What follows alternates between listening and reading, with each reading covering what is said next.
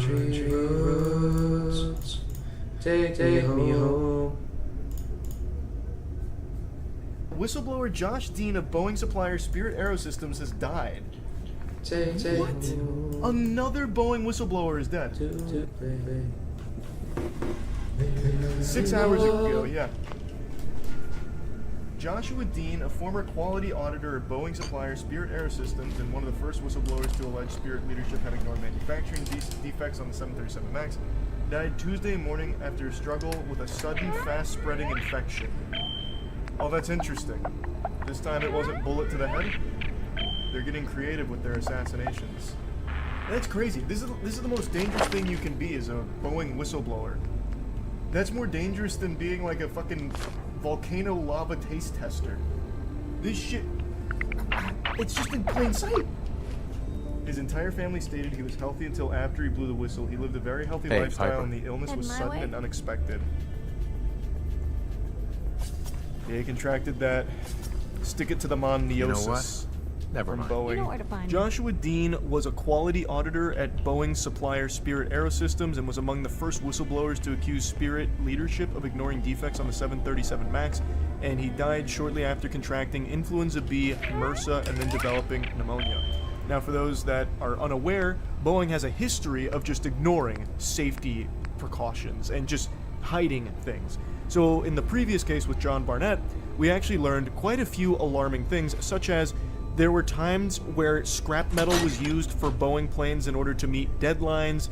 They'd also keep things off the books as much as possible. They even used Dawn dish soap as a lubricant for the aircraft door seals at one point. Then they also used hotel key cards and wet cheesecloths to perform maintenance. Just an absolute smorgasbord of malpractice, at least in my perspective here. Of course, I'm not an aircraft specialist, but using Dawn dish soap and hotel key cards, that doesn't really seem like textbook protocol there. That sounds like something you'd read on WikiHow for a DIY aircraft maintenance at your own home for like an RC aircraft, not a fucking Boeing. So these gentlemen came forward to try and alert the public about what Boeing's been doing, or rather not doing, that they should be, and they both paid the ultimate price for it. In my eyes, they're heroes for the work they've tried to do here. So, being a Boeing whistleblower is basically like just taking a cyanide capsule at this point, it seems. It's just more of a matter of when, not if, you turn up dead, I suppose. Let's go deeper into the case of Joshua Dean here, because this one seems so blatant. Hey there. His mother and stepfather described him as a health nut who rarely drank and attended church regularly. He started feeling sick around 2 weeks ago. He stayed home from work for a couple days, but things got worse. Sunday, April 21st, is when his mother got a call from him that he was really sick, having trouble breathing, and he went to immediate care, and they told him he had strep throat.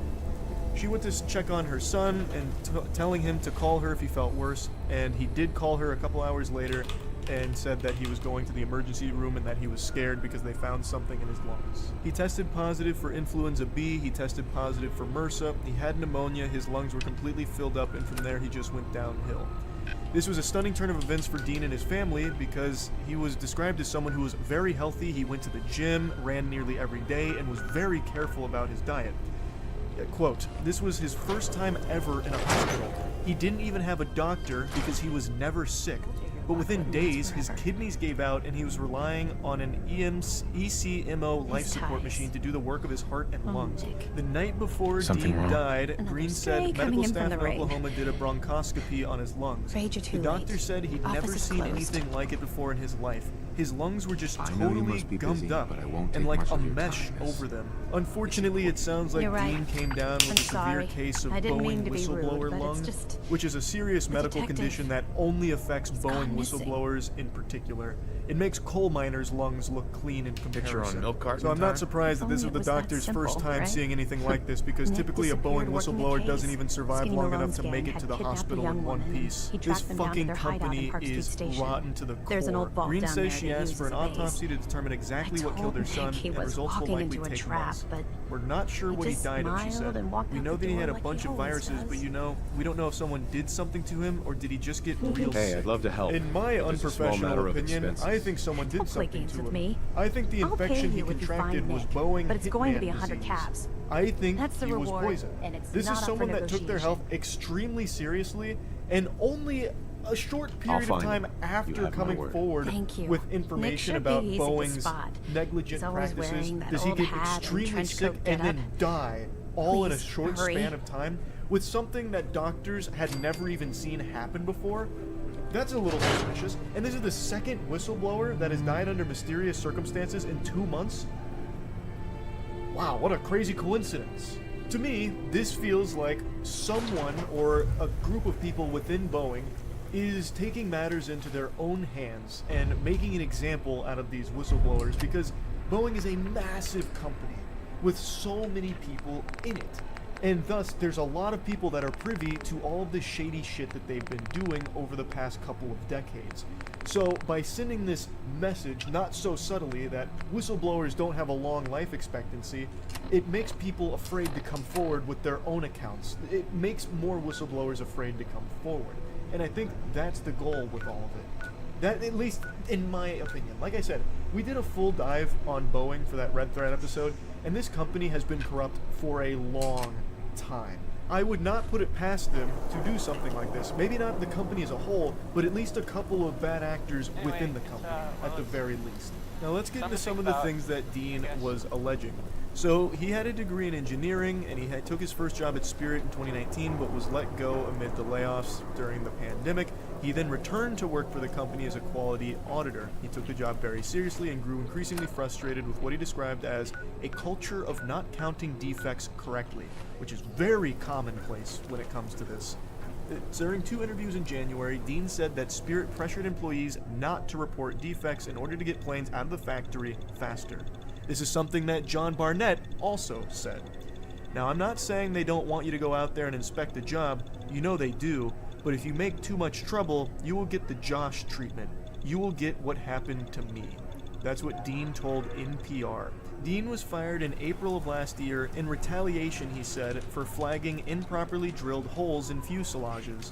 I think they were sending out a message to anybody else, Dean said. If you are too loud, we will silence you. Dean described what he saw while working for Spirit in a deposition for a lawsuit filed by the company's shareholders, who accused the company of misleading investors by attempting to conceal excessive numbers of defects at the Kansas factory. He was not a plaintiff in the case. In the shareholder lawsuit, Dean said he flagged a significant defect, misdrilled holes in the AFT pressure bulkhead of the 737 MAX fuselages, months before he was fired. His deposition lays out a series of pivotal dates. October 2022. In his auditor role, Dean realizes Spirit workers misdrilled holes on the 737 MAX AFT pressure bulkhead, representing a potential threat to maintaining cabin pressure during flight. The lawsuit accuses the company of concealing the problem. April 13, 2023.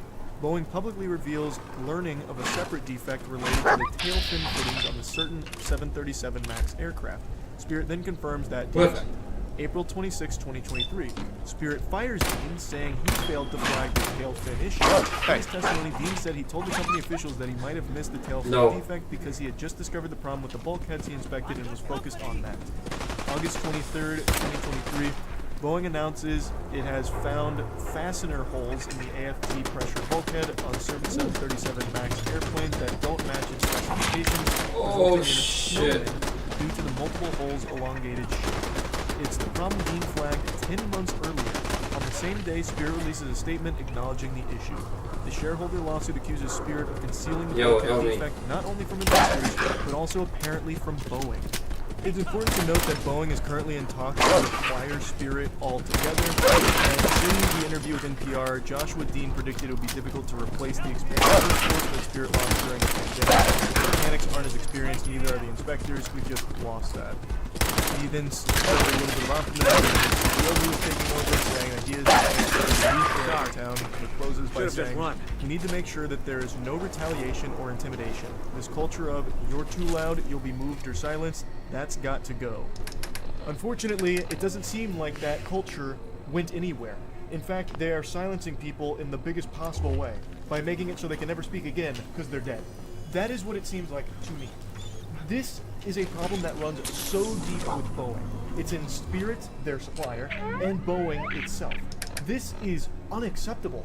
like, the planes are in terrible condition. There is problems almost every single day with Boeing flights malfunctioning and having all kinds, like, oodles and oodles of issues. It really feels like it's only a matter of time before a fatal incident occurs with one of Boeing's aircrafts that would have been entirely preventable if they actually just followed their own safety protocol and actually listened to the quality auditors and the people that are actually supposed to be performing maintenance on these things. It's so baffling to me that we've reached this point where they're so focused on just pumping shit out to meet deadlines that they don't really care if it's put together well. These are things that hold thousands of people's lives daily, and they're just shipping it out as cheaply and as fastly as possible while hiding as many of the defects as they can for as long as they can. That is fucking frightening. And the people that are speaking out about it seem to be in an extraordinary amount of danger for some reason. Super weird how two whistleblowers just turn up dead under really interesting circumstances so close together. It just, the whole thing reeks of corruption. My heart breaks for the family and friends of John Barnett and Joshua Dean. Like I said, I really do view them as heroes. Whistleblowers are extremely important. To hold these companies accountable and to try and do the right thing is not easy. As that headline said, it takes tremendous courage. You take a huge risk. And unfortunately for these two, it seems like that risk cost them everything. It's super sad. And I really think that it's just right there in plain sight that Boeing has some kind of hand in it. It's fucking sickening. I think Boeing is an evil company. I think Spirit is an evil company. Like, this is just, it's craziness. It's fucking horrifying. So I want to talk about this a little bit. That's it. So yeah.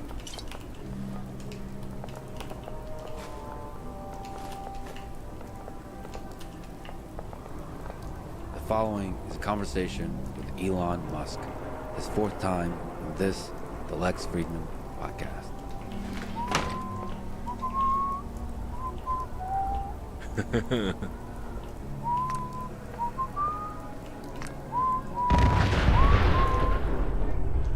fuck was that? I thought you were going to finish it. The fuck was that? It's one of the greatest themes in all of film history. Yeah, that's great. So I was just thinking about the Roman Empire, as one does. There's that whole meme where old guys are thinking about the Roman Empire at least once a day. And half the population is confused whether it's true or not. But more seriously, thinking about the wars going on in the world today. And as you know, war and military conquest has been a big part of Roman society and culture. And I think it's been a big part of most empires and dynasties throughout human history. So Yeah, they usually came as a result of conquest. I mean, there's some like the Austro-Hungarian Empire where there was just a lot of sort of clever marriages. but fundamentally, there's an engine of conquest. And they celebrate almost always. excellence in warfare. Many of the leaders were excellent generals, Yeah. that kind of thing. So, big picture question, Grok approved. I asked, this is a good question to ask. Kid tested, Grok approved. At least on fun mode. To what degree do you think war is part of human nature versus a consequence of how human societies are structured? I ask this as you have somehow controversially been a proponent of peace. I'm generally a proponent of peace. I mean, ignorance is perhaps, in my view, the real enemy to be countered. That's the real hard part, not, fighting other humans. But all creatures fight. I mean, the jungle is you look at people think of this nature as perhaps some sort of peaceful thing, but in fact it is not. There's some quite funny Werner Herzog thing where he's like in the jungle, like saying that it's like basically just murder and death in every direction. I mean, the plants and animals in the jungle are constantly trying to kill each other every single day, every minute. So it's not like we're unusual in that respect. Well, there's a relevant question here, whether with greater intelligence comes greater control over these base instincts for violence. Yes, we have much more of an ability to control our limbic instinct for violence than, say, a chimpanzee. And in fact, if one looks at, say, chimpanzee society, it is not friendly. I mean, the bonobos are an exception, but chimpanzee society is filled with violence, and it's quite horrific, frankly. That's our limbic system in action. Like, you don't want to be on the wrong side of a chimpanzee. It'll eat your face off and tear your nuts off. Yeah, basically there's no limits or ethics or the Romans said just war. There's no just war in chimpanzee societies. Is war and dominance by any means necessary? Yeah, chimpanzee society is like a primitive version of human society. They're not like peace-loving, basically, at all. There's extreme violence. And then once in a while, somebody who's watched too many Disney movies decides to raise a chimpanzee as a pet, and then that eats their face or rips their nuts off or chews their fingers off, that kind of thing. Yeah. It's happened several times. Ripping your nuts off is an interesting strategy for interaction. It's happened to people. It's unfortunate. Like, that's, I guess, one way to ensure that the other chimp doesn't, contribute to the gene pool. Well, from a martial arts perspective, it's a fascinating strategy. the nut ripper. I wonder which of the martial arts teaches that. I think it's safe to say if somebody's got your nuts in their hands and has the option of ripping them off, you will be amenable to whatever they want. Yeah, safe to say. So, like I said, somehow controversially, you've been a proponent of peace on Twitter, on X. Yeah. So let me ask you about the wars going on today, and to see what the path to peace could be. How do you hope the current war in Israel and Gaza comes to an end? What path do you see that can minimize human suffering in the long term in that part of the world? Well, I think that part of the world is definitely like, if you look up there is no easy answer in the dictionary. It'll be that, like, the picture of the Middle East, in Israel especially. So there is no easy answer.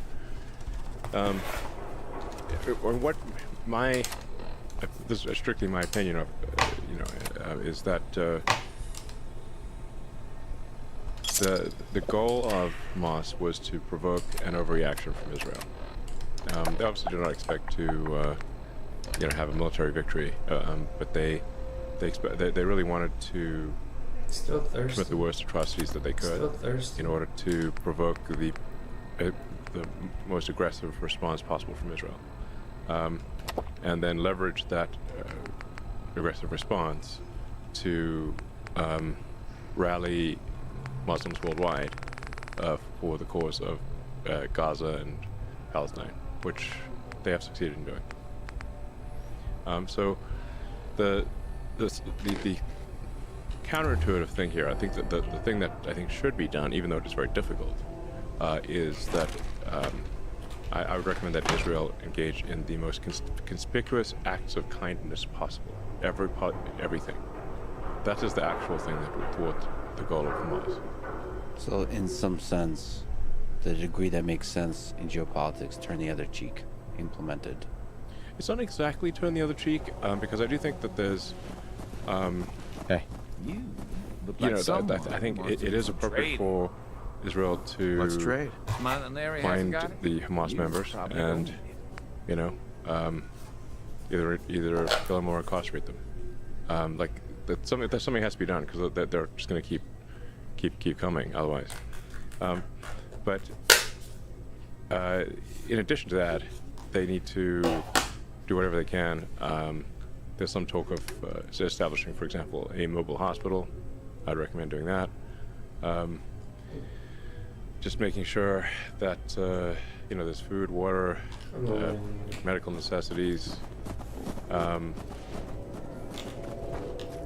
just be over the top about it and be very transparent, so that people can't claim it's a trick. Like, just put a webcam on the thing, all 24/7. Deploy acts of kindness. Yeah, conspicuous acts of kindness that are unequivocal, meaning they can't be somehow, because Hamas will then, their response will be, oh, it's a trick. Therefore, you have to Yeah, who's that? This ultimately fights the broader force of hatred in the region. Yes. And I'm not sure who said it. It's an apocryphal saying, but an eye for an eye makes everyone blind. Now that neck of the woods, they really believe in the whole eye for an eye thing. But I mean, you really have. If you're not going to just outright commit genocide against an entire people, which obviously would not be acceptable to really shouldn't be acceptable to anyone, then you're going to leave basically a lot of people alive who subsequently, hate Israel. So really the question is like, how, for every Hamas member that you kill, how many did you create?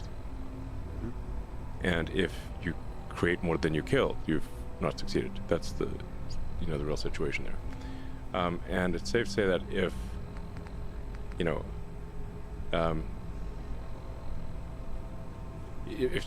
you kill somebody's child in Gaza,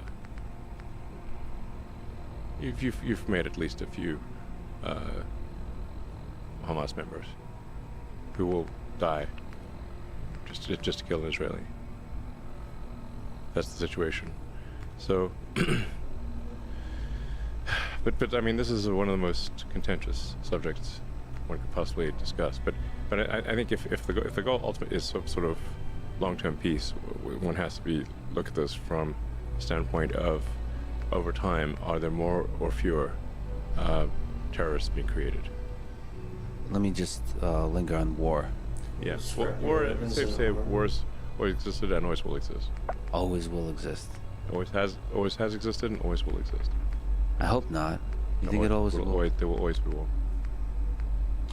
It's a question of just how much war, and there's the sort of the scope and scale of war, but to imagine that there would not be any war in the future, I think would be a very unlikely outcome. Yeah, you talked about the culture series. There's war even there. Yeah, it's a giant war. The first book starts off with a gigantic galactic war where trillions die. Trillions. But it still nevertheless protects these pockets of flourishing. Somehow you can have galactic war and still have pockets of flourishing. Yeah, I mean, it's.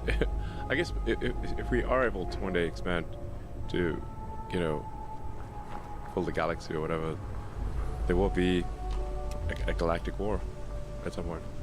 The scale. I mean, the scale of war has been increasing. It's like a race between the scale of suffering and the scale of flourishing. Yes. A lot of people seem to be using this tragedy to beat the drums of war and feed the military-industrial complex. Do you worry about this? Oh, I forgot about People that guy. who are rooting for escalation, and how can it be stopped? One of the things that does concern me is that there are very few people alive today who actually must really understand the horrors of war. At least in the U.S. I mean, obviously there are people on the front lines in Ukraine and Russia who understand just how terrible war is. But how many people in the West understand it? My grandfather was in World War II. He was severely traumatized. He was there for almost 6 years in East and North Africa and Italy. All his friends were killed in front of him. He would have died too, except they randomly gave some, I guess, IQ test or something, and he scored very high. Now, he was not an officer, he was, I think, a corporal or sergeant or something like that, because he didn't finish high school. He had to drop out of high school because his dad died, and he had to work to support his siblings. So because he didn't graduate high school, he was not eligible for the officer corps. So, he kind of got put into the cannon fodder category, basically.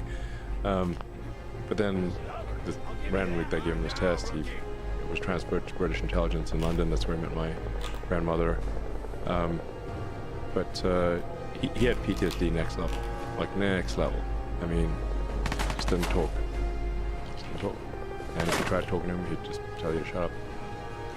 And he won a bunch of medals. Never bragged about it once. Not even hinted. Nothing. I found out about it because his military records were online. So. He would say like, no, do you want to do that again? But how many people? Now he obviously he died 20 years ago, or longer actually, 30 years ago.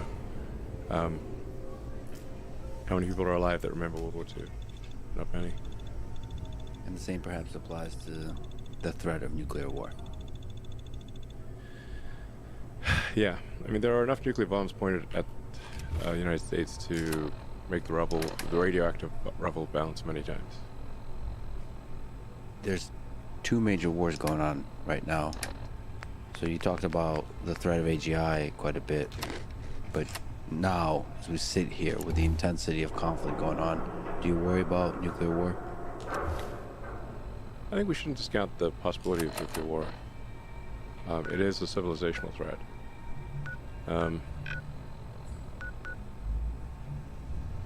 Right now, I could be wrong, but I think the current probability of nuclear war is quite low. But there are a lot of nukes pointed at us.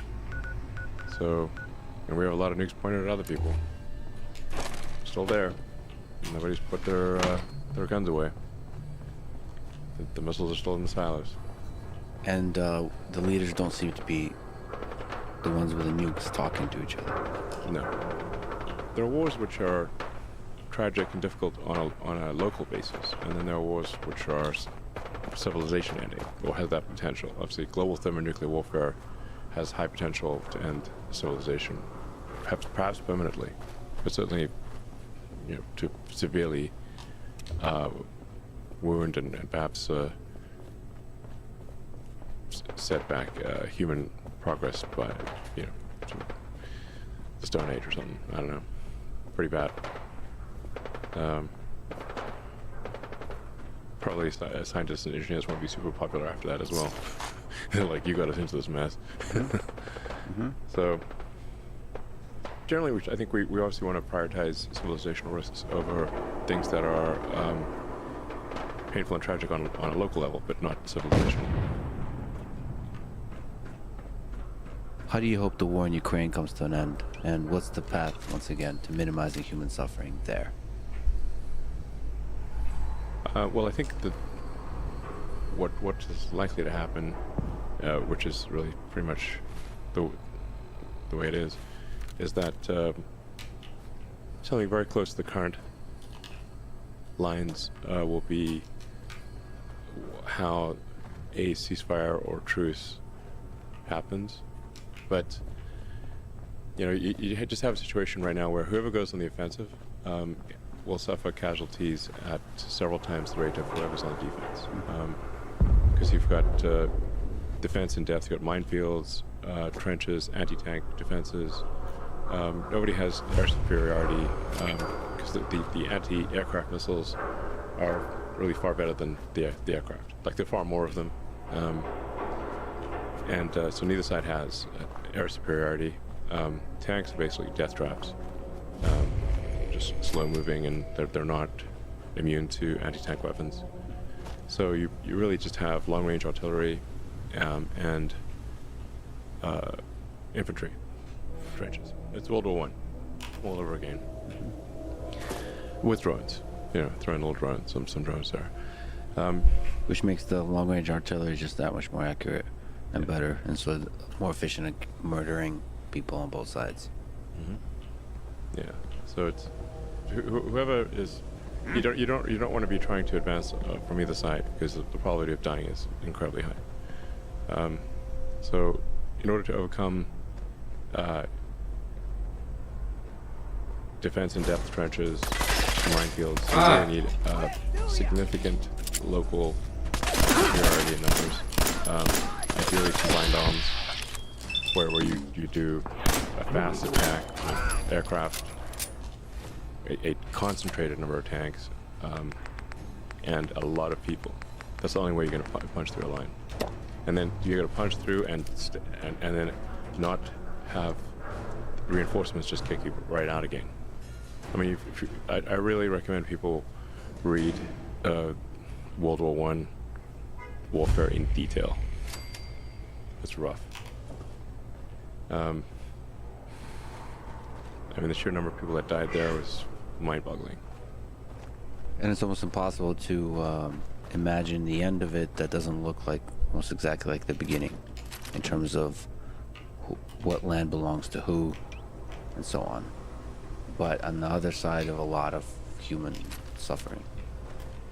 death Yes. and destruction of infrastructure. Yes, I mean the thing that the reason I proposed some sort of truce or peace a year ago was because I predicted pretty much exactly what would happen, which is a lot of people dying for basically almost no changes in land, and the loss of the flower of Ukrainian and Russian youth, and we should have some sympathy for the Russian boys as well as the Ukrainian boys.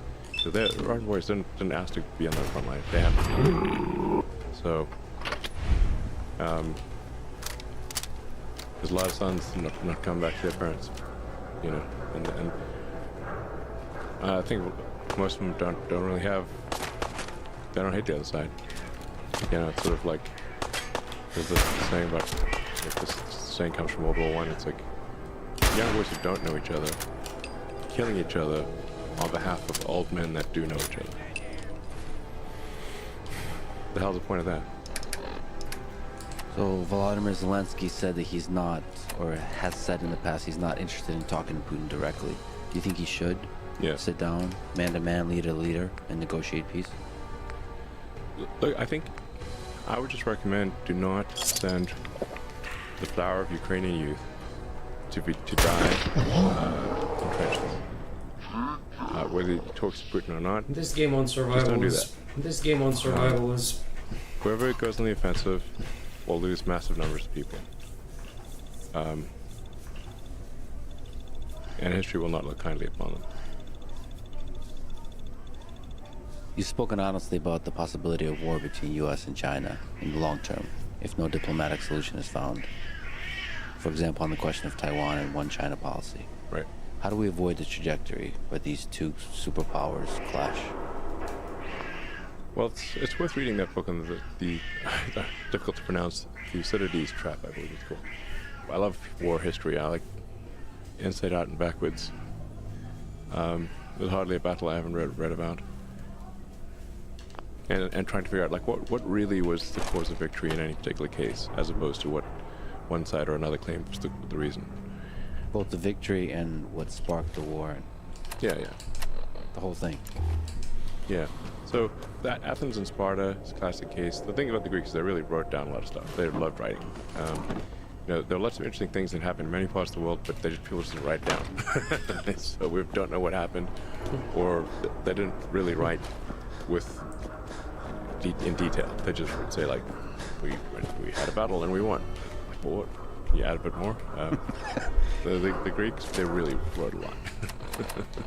They were very articulate on it. They just love writing. So, and we have a bunch of that writing that's preserved. So we know what led up to the Peloponnesian War between the Spartan and Athenian alliance. We know that they saw it coming. Hey, The Spartans didn't write. They weren't very verbose by their nature, but they did write. But they weren't very verbose. They were terse. But the Athenians and the other Greeks wrote a lot, and they were like. And Sparta was really kind of like the leader of Greece, but Athens grew stronger and stronger with each passing year, and everyone's like, well, that's inevitable that there's going to be a clash between Athens and Sparta. Well, how do we avoid that? And they saw it coming, and they still could not avoid it. So, at some point, if one group, one civilization or country or whatever exceeds another, sort of like, the United States has been the biggest kid on the block since I think around 1890 from an economic standpoint. So the United States has been the most powerful economic engine in the world longer than anyone's been alive. And the foundation of war is economics. So now we have a situation in the case of China where the economy is likely to be 2, perhaps 3 times larger than that of the U.S. So imagine you're the biggest kid on the block for as long as anyone can remember, and suddenly a kid comes along who's twice your size. So we see it coming. What just happened? Yeah. How is this possible? Stop. Is there some... Let me throw something out there. Just intermixing of cultures, understanding. There does seem to be a giant cultural gap in understanding of each other. And you're an interesting case study because you are an American, obviously. You've done a lot of incredible manufacturing here in the United States, but you also work for China. I've spent a lot of time in China and met with the leadership many times. Maybe a good question to ask is, what are some things about China that people don't understand, positive, just Should I in give culture? up? What's some interesting Should I give up? that you've learned about the Chinese? Well, the sheer number of really smart, hardworking people in China is incredible. There are really, if you say like, how many smart, hardworking people are there in China? There's far more of them there than there are here, I think, in my opinion. And they've got a lot of energy. So, I mean, the architecture in China that's in recent years is far more impressive than the U.S. I mean, the train stations, the buildings, the high-speed rail, everything. It's really far more impressive than what we have in the U.S. I mean, I recommend somebody just go to Shanghai and Beijing, look at the buildings, and go to, take the train from Beijing to Xi'an, where you have the terracotta warriors. China's got an incredible history, very long history, and I think arguably in terms of the use of language from a written standpoint, sort of one of the oldest, perhaps the oldest written language, and in China people did write things down. So now China historically has always been, with rare exception, been internally focused. They have not been acquisitive. They've fought each other. There have been many civil wars. In the Three Kingdoms War, I believe they lost about 70% of their population. So they've had brutal internal wars, like civil wars that make the U.S. Civil War look small by comparison. So I think it's important to appreciate that China is not monolithic. Oh. We sort of think of like China as one entity of one mind, and this is definitely not the case. From what I've seen, and I think most people who understand China would agree, that people in China think about China 10 times more than they think about anything outside of China. So it's like 90% of their consideration is internal. Well, isn't that a really positive thing when you're talking about the collaboration and the future peace between superpowers?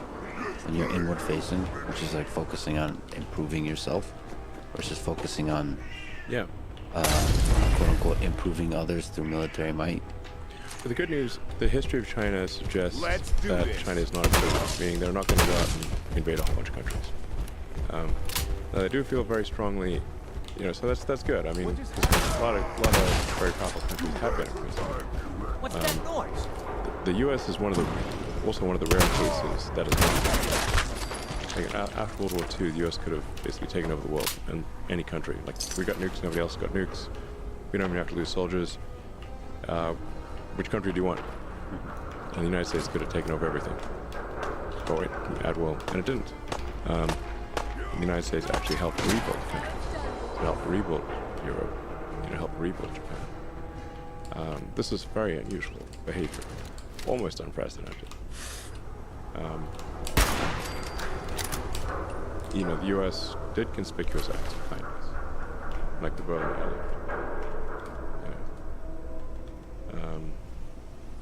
And I think, it's always like, well, America's done bad things. Well, of course America's done bad things, but one needs to look at the whole thing.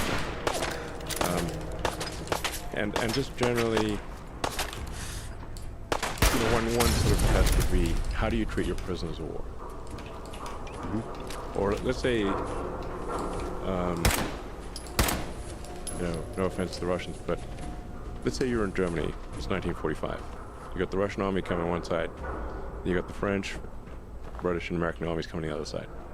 Who would you like to surrender to? like no country is like morally perfect, but I recommend being a POW with the Americans. That would be my choice, very strong. In the full menu of POW. Very US. much so. And in fact, Wonder von Braun Yeah. took, you know, a small guy, was like, we've got to be captured by the Americans. Yeah. And in fact, the SS was under orders to execute von Braun and all of the German rocket initiatives. And they narrowly escaped their SS. They said they were going out for a walk in the woods. They left in the middle of winter with no coats. And they ran like, with no food, no coats, no water. And just ran like hell, and ran west. And by sheer luck, I think his brother found like a bicycle or something, and then just cycled west as fast as he could and found a U.S. patrol. So anyway, that's one way you can tell morality is where do you want to be a POW? It's not fun anywhere, but some places are much worse than others. So anyway, so like America has been, while far from perfect, generally a benevolent force, and we should always be self-critical, and we try to be better. But anyone with half a brain knows that. So I think there are, in this way, China and the United States are similar. Neither country has been acquisitive in a significant way. So that's like a shared principle, I guess. Now China does feel very strongly about Taiwan. They've been very clear about that for a long time. From their standpoint, it would be like one of the states is not there like Hawaii or something like that, but more significant than Hawaii, and Hawaii is pretty significant for us. So they view it as really Someone there? there's a fundamental part of China, the island of Formosa, now Taiwan, that is not part of China but should be, and the only reason it hasn't been is because of the U.S. Pacific Fleet. And as their economic power grows, and as their military power grows, the thing that they're clearly saying is their interest will, clearly be materialized. Yes. China has been very clear that they will incorporate Taiwan peacefully or militarily, but that they will incorporate it from their standpoint is 100% likely. Something you said about conspicuous acts of kindness. As a geopolitical policy, it almost seems naive. Whoa. I'd venture to say that this is probably the path forward, how you avoid most wars. Just as you say it, it sounds naive, but it's kind of brilliant. If you believe in the goodness of underlying most of human nature. It just seems like conspicuous acts of kindness can reverberate through the populace of the countries involved. Yeah. Well, and de-escalate. Absolutely. So, after World War I, they made a big mistake. They basically tried to lump all the blame on Germany, and saddle Germany with impossible reparations. Really there was a lot of there was quite a bit of blame to go around for World War I, but they try to put it all on Germany, and that laid the seeds for World War II. So it's a lot of people, well, not just Hitler, a lot of people felt wronged, and they wanted vengeance, and they got it. People don't forget. Yeah. You kill somebody's father, mother, son, daughter, they're not going to forget it. They will want vengeance. So after World War II, they're like, well, the Treaty of Versailles was a huge mistake. World War One. And so this time, instead of crushing the losers, we're actually going to help them. The Marshall Plan, and we're going to help rebuild Germany. We're going to help rebuild Austria and the other, Italy and whatnot. So and that was the right move. It does feel like there's a profound truth to conspicuous acts of kindness being an antidote to this. Something must stop the cycle of reciprocal violence. Something must stop it, or it will, it'll never stop. Just eye for an eye, tooth for a tooth, limb for a limb, life for a life, forever and ever. Look at this place. To escape briefly the darkness with some incredible engineering work. Snooping around, and what does he do? XAI just released Grok AI assistant that I've gotten a chance to play with. It's amazing on many levels. First of all, it's amazing that a relatively small team in a relatively short amount of time was able to develop this close to state-of-the-art system. Another incredible thing is there's a regular mode, fun mode. Yeah, I guess I'm to blame for that one. First of all, I wish everything in life had a fun mode. Yeah. There's something compelling beyond just fun about the fun mode. Yeah. Interacting with a large language model. I'm not sure exactly what it is because I've only had a little bit of time to play with it, but it just makes it more interesting, more vibrant to interact with the system. Yeah. Absolutely. Our AI Grok is modeled after The Hitchhiker's Guide to the Galaxy, which is one of my favorite books. It's a book on philosophy disguised as a book on humor, and I would say that forms the basis of my philosophy, which is that we don't know the meaning of life, but the more we can expand the scope and scale of consciousness, digital and biological, the more we're able to understand what questions to ask about the answer that is the universe. So I have a philosophy of curiosity. There is generally a feeling like this AI system has an outward looking, like the way you are, like sitting with a good friend, looking up at the stars, like asking podhead-like questions about the universe, wondering what it's all about, the curiosity you talk about. There's a sense, no matter how mundane the question I ask it, there's a sense of cosmic grandeur to the whole thing. Well, we are actually working hard to have engineering, math, and physics answers that you can count on. So for the other sort of AIs out there, these so-called large language models, I've not found the engineering to be reliable, and the hallucination, it unfortunately hallucinates most when you least want it to hallucinate. Yeah. So when you ask important, difficult questions, that's when it tends to be confidently wrong. So we're really trying hard to say, okay, how do we be as grounded as possible so you can count on the results? Trace things back to physics first principles, mathematical logic. So underlying the humor is an aspiration to adhere to the truth of the universe as closely as possible. Is really selling. Here's your That's free really copy. tricky. It is tricky.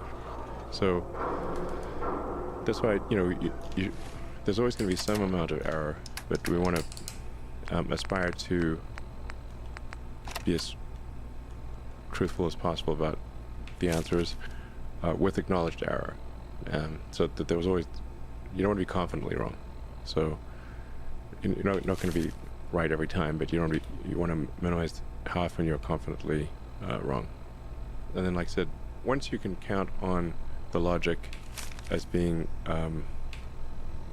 not violating physics, then you can start to build on that to create inventions, like invent new technologies.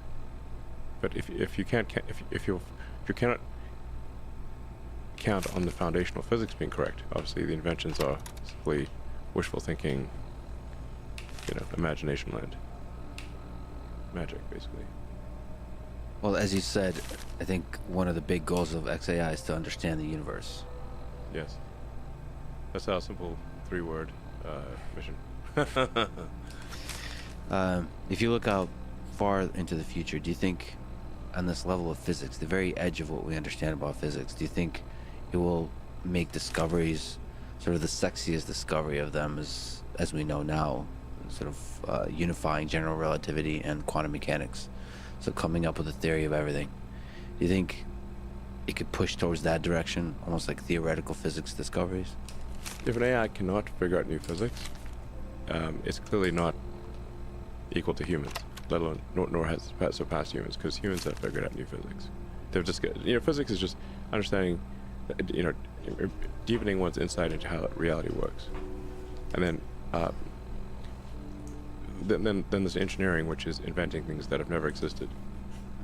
Now, the range of possibilities for engineering is far greater than for physics, because once you figure out the rules of the universe, that's it. You've discovered things that already existed, but from that you can then build technologies that are really almost limitless in the variety and it's like once you understand the rules of the game properly, and with current physics we do, at least at a local level, understand how physics works very well, where our ability to predict things is incredibly good.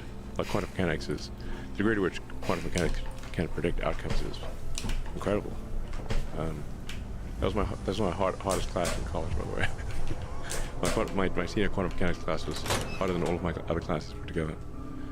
To get an AI system, a large language model, to reliably be as reliable as quantum mechanics and physics is very difficult. Anyone could Yeah, you have to test any conclusions against the ground truth of reality. Reality is the ultimate judge.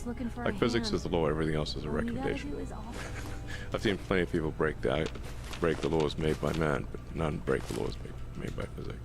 Yeah, it's a good test, actually. If this LLM understands and matches physics, then you can more reliably trust whatever it thinks about the current state of politics, in some sense. And it's also not the case currently that even its internal logic is not consistent.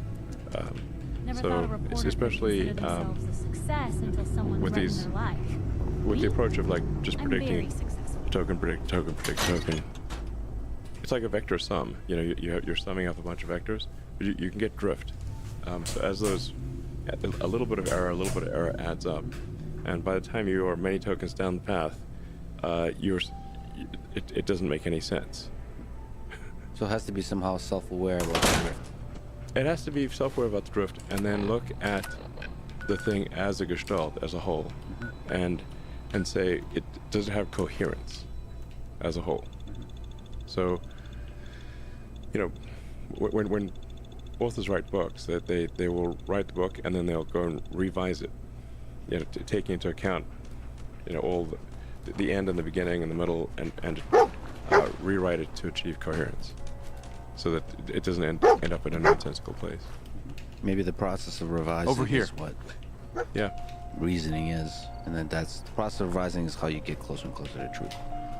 Maybe you at least I approach it that way. You just say a bunch of bullshit first, and then you get it better. You start at bullshit, and then you get create a close. draft, and then you iterate on that draft until it has coherence, until it all adds up. So another question about theory of everything, but for intelligence. Do you think there exists, as you're exploring this with XAI, creating this intelligence system, do you think there is a theory of intelligence where you get to understand what is the I in AGI and what is the I in human intelligence? There's no I in Team America. Oh, wait, there is. No, it's gonna be stuck in my head now. Yeah. There's no me and whatever. In quantum mechanics. Oh, wait. I mean, is that part of the process of discovering, understanding the universe, is understanding intelligence? Yeah.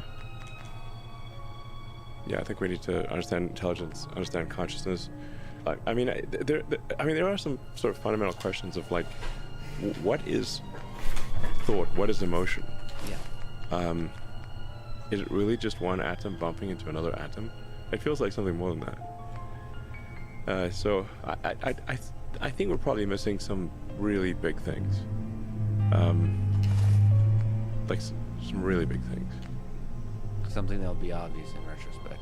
Yes. Like there's a giant. Like you put the whole consciousness, emotion. Well, some people would call it like a soul. You know, in religion, Yeah, it's a soul. Like you feel like you're you, right? I mean, you don't feel like you're just a collection of atoms. But on what dimension does thought exist? What dimension do emotions exist? We feel them very strongly.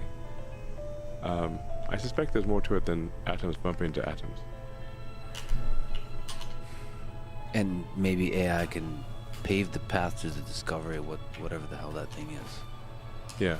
What is consciousness? Like when you put the atoms in a particular shape, why are they able to form thoughts and take actions and feelings?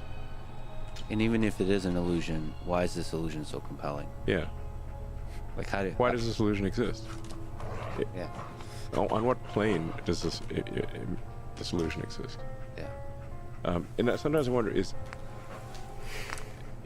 either perhaps everything's conscious or nothing is conscious. One of the two. I like the former. Everything conscious just seems more fun. It does seem more fun, yes. But we're composed of atoms, and those atoms are composed of quarks and leptons. And those quarks and leptons have been around since the beginning of the universe. The beginning of the universe. Right. What seems to be the beginning of the universe. The first time we talked, you said which is surreal to think that this discussion was happening and was becoming a reality. I asked you what question would you ask an AGI system once you create it, and you said what's outside the simulation. That's the question. And good question. Yeah. But it seems like with Grok, you started literally this system's goal is to be able to ask such questions, to answer such questions, and to ask such questions. Where are the aliens? Where are the aliens? That's one of the Fermi paradox question. A lot of people have asked me if I've seen any evidence of aliens, and I haven't, which is kind of concerning, because then I think I'd probably prefer to at least have seen some archaeological evidence of aliens. To the best of my knowledge, there is no proof. I'm not aware of any evidence of aliens. If they're out there, they're very subtle. We might just be the only consciousness, at least in the galaxy. And if you look at, say, the history of Earth, if one is to believe the archaeological record, Earth is about 4.5 billion years old. Civilization, as measured from the first writing, is only about 5,000 years old. We have to give some credit there to the ancient Sumerians, who aren't around anymore.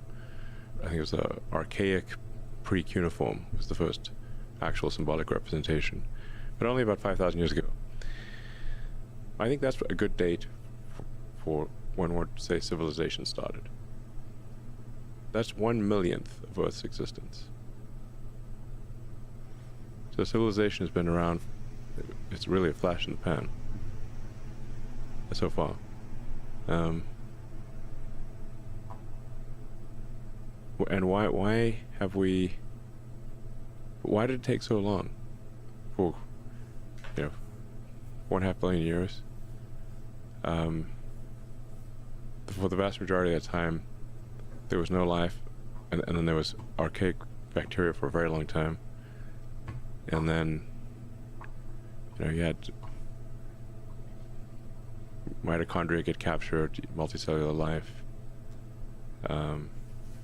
differentiation into plants and animals, life moving from the oceans to land, mammals, higher brain functions, and the sun is expanding slowly, but it will overheat. It will heat the Earth up at some point in the future, boil the oceans, and Earth will become like Venus, where no life as we know it is impossible. So if we do not become multiplanetary and ultimately go beyond our solar system, annihilation of all life on Earth is a certainty. A certainty. And it could be as little as, on the galactic timescale, 500 million years. You know, it's a long time by human standards, but that's only 10% longer than Earth has been around at all. So if life had taken 10% longer to evolve on Earth, it wouldn't exist at all. We got a deadline coming up. Yeah. Better hurry. But that said, as you said, humans, intelligent life on Earth developed a lot of cool stuff very quickly. So Yes. it seems like becoming a multiplanetary is almost inevitable, unless we destroy. We this need to thing. do it. I mean, it's not. I mean, I suspect that there. If we are able to go out there and explore other star systems, there's a good chance we find a whole bunch of long dead one planet civilizations. Yeah, That never made it past their home planet. that's so sad. Yeah. Sad. Also fascinating. I mean, there are various explanations for the Fermi paradox, and one is the sort of there are these great filters which civilizations don't pass through, and one of those great filters is, do you become a multi-planet civilization or not? And if you don't, it's simply a matter of time before something happens on your planet. You know, either natural or man-made, that causes us to die out, Don't know what to play. like the dinosaurs. Don't know what to play. Raw, they know. They didn't have spaceships. So, I think the more likely thing is, because just to empathize with the aliens, that they found us and they're protecting us and letting us be. I hope so. I've been nice aliens. Just like the tribes in the Amazon, the uncontacted tribes were protecting them. That's what. That would be a nice explanation. Or you could have like what was it? I think Andre Kapathy said it's like the ants in the Amazon asking, "Where's everybody?" Well, they do run into a lot of other ants. That's true. They have these ant wars. Sounds like a good TV show. Yeah, they literally have these big wars between various ants. Yeah, maybe I'm just dismissing all the different diversity of ants. You should listen to that Werner Herzog talking about the jungle. It's really hilarious. Have you heard it? No, I have not. It's awesome. But Werner Herzog is away. You should play it for the, you know, as an interlude in the. It's on YouTube. It's awesome. I love him so much. Yeah, great. Was he the director of Happy People Life in the Taiga? I think also. Did that bear documentary. The bear And documentary. did this thing about penguins. the analysis, the psychoanalysis of a penguin. Yeah, the penguin's like headed for like mountains like that are like 70 miles away. Yeah. And penguin is just headed for doom, basically. Well, he had a cynical take. I have he could be just a brave explorer, and there would be great stories Yeah. about him amongst the penguin population for many centuries to come. What were we talking about? Okay. Yes, aliens. I mean, I don't know. Look, I think the smart move is just, you know, this is the first time in the history of Earth that it's been possible for life to extend beyond Earth. That window is open. Now, it may be open for a long time, or it may be open for a short time. And it may be open now and then never open again. So I think the smart move here is to make life multiplanetary while it is possible to do so. We don't want to be one of those lame one-planet civilizations No. that just dies out. Oh, those are lame. Yeah, lame. The self-respecting civilization would be one planet. There's not going to be a Wikipedia entry for one of those. And pause. Does SpaceX have an official policy for when we meet aliens? No. Okay. That seems irresponsible. I mean, look, if I see the slightest indication that there are aliens, I will immediately post on that platform. Yeah. Anything I know. It could be the most liked, reposted post of all time. Yeah, I mean, look, we have more satellites up there right now than everyone else combined. So, you know, we know if we've got to maneuver around something. And we're I don't have to do around it. Go to the big questions once again. You said you're with Einstein, that you believe in the God of Spinoza. Yes. So, that's a view that God is like the universe and reveals himself through the laws of physics, or as Einstein said, through the lawful harmony of the world. Yeah, I would agree that God of the simulator or whatever the supreme beings reveal themselves through the physics. They're creators of this existence, and it's incumbent upon us to try to understand more about this wondrous creation. Who created this thing? Who's running this thing? Like embodying it into a singular question with a sexy word on top of it is like focusing the mind to understand. It does seem like there's again, it could be an illusion. It seemed like there's a purpose, that there's an underlying master plan of some kind. It seems like there may not be a master plan, in the sense that, so there's maybe an interesting answer to the question of determinism versus free will is that if we are in a simulation, the reason that these higher beings would hold a simulation is to see what happens. So it's not they don't know what happens. Otherwise they wouldn't hold the simulation. So when humans create simulations, so SpaceX and Tesla, we create simulations all the time. Especially for the rocket, you have to run a lot of simulations to understand what's going to happen, because you can't really test the rocket until it goes to space, and you want it to work. So you have to simulate subsonic, transonic, supersonic, hypersonic ascent, and then coming back, super high heating, and orbital dynamics. All this is going to be simulated. So because you don't get very many kicks in the can. But we run the simulations to see what happens, not if we knew what happens, we wouldn't run the simulation. So whoever created this existence,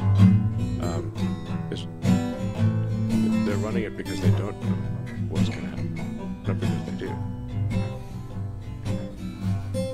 So maybe we both play Diablo. Maybe Diablo was created to see if a druid, your character, could defeat Uber Lilith at the end. They didn't know. Well, the funny thing is that Uber Lilith, her title is Hatred Incarnate. Yeah. And right now, I guess you can ask the Diablo team, but it's almost impossible to defeat hatred in the Eternal Realm. Yeah, you've streamed yourself dominating Tier 100 Nightmare Dungeons. And still... I can cruise through Tier 100 Nightmare Dungeons like a stroll in the park. And still you're defeated by hatred. Yeah, I can... This sort of, I guess maybe the second hardest boss is Duriel. Duriel can't even scratch the plane. So, I killed Duriel so many times. And every other boss in the game, all of them, killed him so many times, it's easy. But Uber Lilith, otherwise known as Hatred Incarnate, especially if you're a druid and you have no ability to be invulnerable, there are these random death waves that come at you. And I'm pretty, admittedly I am 52, so my reflexes are not what they used to be, but I have a lifetime of playing video games. At one point I was, maybe one of the best Quake players in the world. I actually won money for what I think was the first paid esports tournament in the US.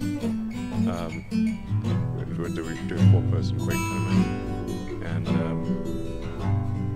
we came second. I was the second best person on the team, and the actual best person, we were actually winning. We weren't going to come first, except the best person on the team, his computer crashed halfway through the game. Exactly. But I got money for it and everything. So, basically I got skills, albeit, no spring chicken these days. And the Vitola track gets driving me crazy, trying to beat Lilith as a druid. Basically, trying to beat Hatred Incarnate in the Eternal Realm As a druid. As a druid. And if you this is really vexing, let me tell you. I mean, the challenge is part of the fun. I have seen directly, like, you're actually like a world-class, incredible video game player. Yeah. And I think Diablo, so you're just picking up a new game, and you're figuring out its fundamentals. You're also, with the Paragon board and the build, are not somebody like me who perfectly follows whatever they suggest on the internet. You're also an innovator there. Yeah. Which is hilarious to watch. It's like a mad scientist just trying to figure out the Paragon board and the build. Yeah. Is there some interesting insights there about if somebody's starting as a druid? Do you have advice? I would not recommend playing a druid in the Eternal Realm. But right now, I think the most powerful character in the seasonal realm is the sorcerer, the lightning bolt. The swords have huge balls in the seasonal realm. That's what they say. Swords have huge balls. They do, huge balls of lightning. And it's actually, in the seasonal realm, it's like pretty easy to beat Uber Lily. Because you get these vampire powers, amplify your damage, increase your defense, and whatnot. So, it's really quite easy to defeat hatred seasonally, but to defeat hatred internally, right? Almost impossible. Really impossible. It seems like it's a better hope for life. I like the idea that Elon Musk, I saw it yesterday, I saw 100, level 100 druids just run by, I will never die. And then I'm back in the way. Yeah. And there's just this metaphor is kind of hilarious. Elon Musk is fighting hatred, restlessly fighting hatred in this demonic realm. Yeah. It's hilarious. It's pretty hilarious. Really, it's exercise in absurdity, and it makes me want to pull my hair out. Yeah. I mean, what do you get from the general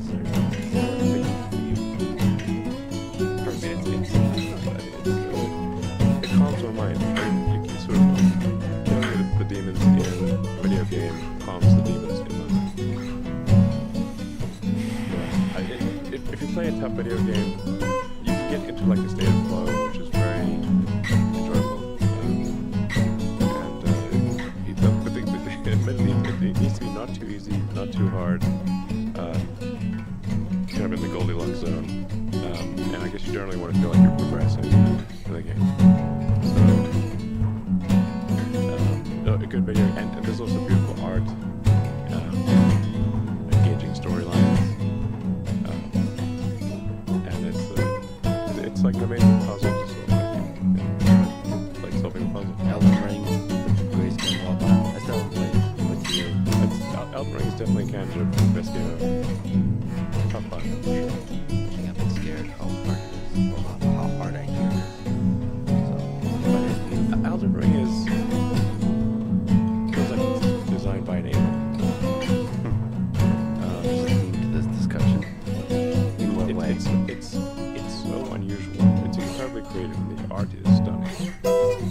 I recommend playing it on a big resolution, high dynamic range TV even. It needs to be a monitor. It's just the art is incredible. It's so beautiful, and it's so unusual. And each of those tough boss battles is unique. It's like a unique puzzle to solve. Each one's different. And the strategy you use to solve one battle is different from another battle. That said, you said Druid and Eternal against Uber Lilith is the hardest boss battle ever. Right. That is currently and I've played a lot of video games. It's my primary recreational activity. And yes, beating hatred in the Eternal Realm is the hardest boss battle in life and in the video game. I'm not sure it's possible, but it's. I do make progress, so then I'm like, okay, I'm making progress. Maybe I just tweak that Paragon board a little more. I can do it. Just dodge a few more waves. Can't do it. Well, the simulation is created for the purpose of figuring out what needs to be done.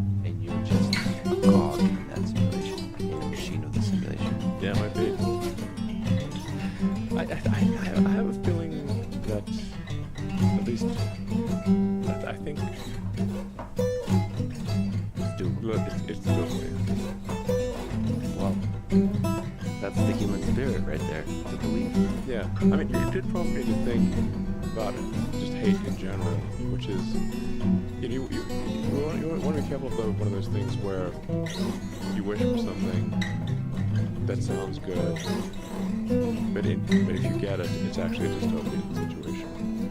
So, you can sort of run a hypothesis of like, if you wish for world peace, sounds good, but how does it form? And at what cost? At what cost eternal peace? It might actually be worse to have eternal peace because of what that would entail. The suppression of everyone. It might be the suppression of progress. It might be an ossified society that never changes. What I'm saying is that there is an argument that if you wish for no war, you should be careful what you wish for. Because what's required might be worse than a little war. Yeah, the things we consider to be flaws of human civilization might be a necessary components for whatever optimal looks like. Do you worry about AI, AGI enabling a dystopian state of this nature? Whether it's 1984 with surveillance and fear, or Brave New World with pleasure. And what is it? Lots of sex, but no deep human experience. There's actually a real drug called Soma. There is. I'm going to take notes. Did they actually? Does Grok know about it? No, I probably will go to Brave New World. You could ask it. What will be the question? Tell us about the drug called Soma. I'm going to go to Brave New World, I think. Well, there's a real drug as well. Searching for Soma drug information. Oh boy. Soma, the wonder drug. By the way, I'm in fun mode. Oh, okay, fine. Yeah, so it's talking about the real drug. Oh, it's a muscle relaxant that's been around since the 1950s. It's used to treat muscle pain and discomfort, and it does this by altering the activity between neurons and the spinal cord. Now, Soma isn't just a pain reliever. It's also a bit of a sedative. It can make you feel a bit drowsy, so it's not something to take if you're planning on operating heavy machinery or trying to solve complex math equations. And it goes on and on. In conclusion, Soma is a drug that can be helpful for those dealing with muscle pain, but it's not without its risks. It's pretty good. Oh, wait a minute. That's the real drug it's talking about. That's the real drug. Yeah. And of course, the fun is always use it responsibly in accordance with the advice of a healthcare professional. And remember, in the end, the universe is probably just a giant computer simulation, so don't take anything too seriously. I love it. I love it. I love it. I love it. Yeah. So. Oh, and it also really nicely includes like the tweets, posts on X that are relevant to this, which is really cool. Yeah. It like integrates everything together. Yeah. Like the interface is one of the really cool things here. Yeah. You've done a great job.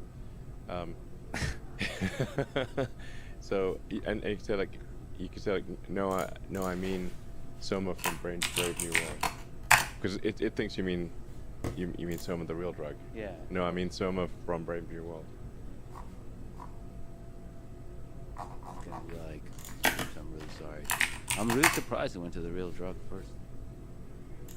My apologies. I was thinking of the muscle relaxant. Soma for Brave New World is a different beast altogether.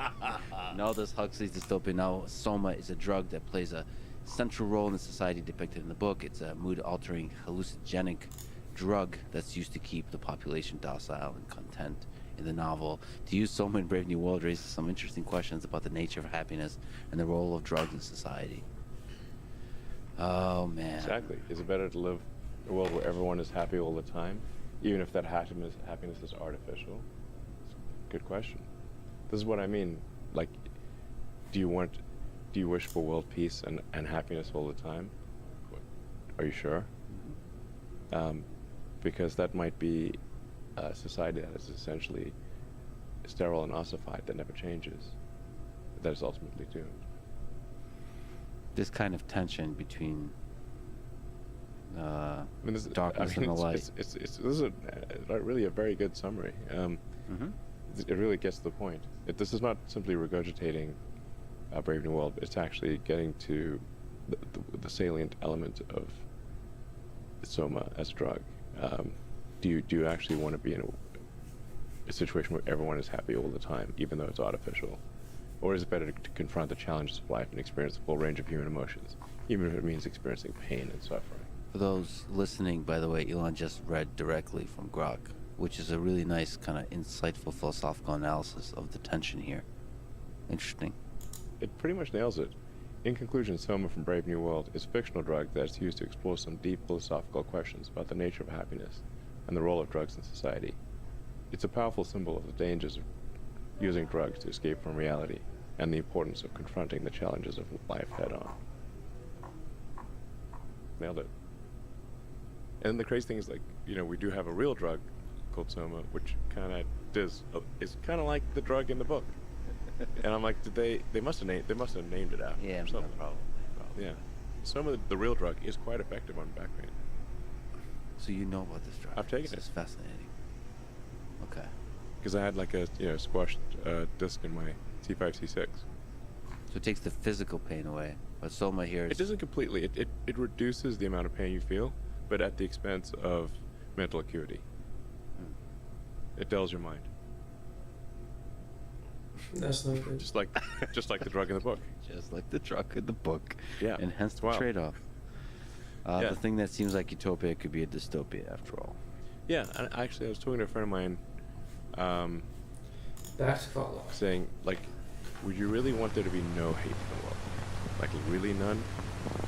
Like, I wonder why hate evolved. I'm not saying we should amplify hate, of course. We should try to minimize it, but none at all? There might be a reason for hate. And suffering. It's really complicated to consider that some amount of human suffering is necessary for human flourishing. Is it possible to appreciate the highs without knowing the lows? That all is summarized there in a single statement from Grok. Okay. No highs, no lows. Who knows? It's almost a poem. It seems that training LLMs efficiently is a big focus for XAI. What's the first of all, what's the limit of what's possible in terms of efficiency? There's this terminology of useful productivity per watt. What have you learned from pushing the limits of that? Well, I think it's helpful. The tools of physics are very powerful and can be applied, I think, to almost any arena in life. It's really just critical thinking. For something important, you need to reason from first principles and think about things in the limit, one direction or the other. So, in the limit, even at the Kardashev scale, meaning even if you harness the entire power of the sun, you will still care about useful compute per watt. So that's where I think probably where things are headed from the standpoint of AI is that we have a silicon shortage now that will transition to a voltage transformer shortage in about a year. Ironically, transformers for transformers. You need transformers to run transformers. Somebody has a sense of humor in this thing. I think yes. Fate loves irony. Ironic humor. And an ironically funny outcome seems to be often what fate wants. Humor is all you need. I think spice is all you need, somebody posted. Yeah, but yeah, so we have a silicon shortage today, a voltage step down transformer shortage probably in about a year, and then just electricity shortages in general in about 2 years. I gave a speech for the sort of world gathering of utility companies, electricity companies. And I said, look, you really need to prepare for a tripling of electricity demand. Because all transport is going to go electric with the ironic exception of rockets. And heating will also go electric.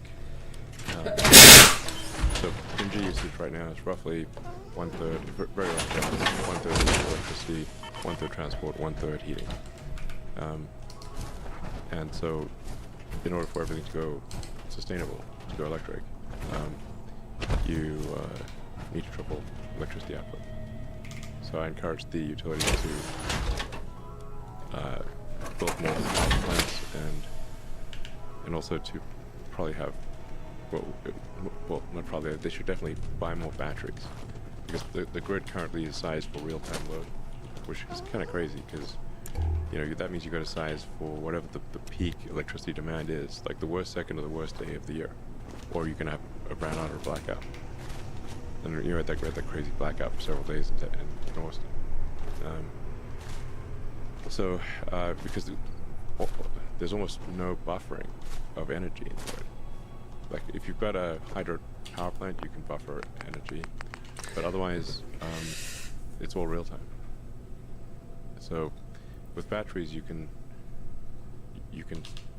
produce energy at night and use it during the day, so you can buffer. So I expect that there will be very heavy usage of batteries in the future, because the peak to trough ratio for power plants is anywhere from 2 to 5. So it's like lowest point to highest point. So like batteries are necessary to balance it out, and then but the demand, as you're saying, is going to grow. Yeah. And part of that is the compute. Yes. I mean, electrification of transport and electric heating will be much bigger than AI, at least In the short term. But even for AI, you really have a growing demand for electricity for electric vehicles, and a growing demand for electricity to run the computers for AI.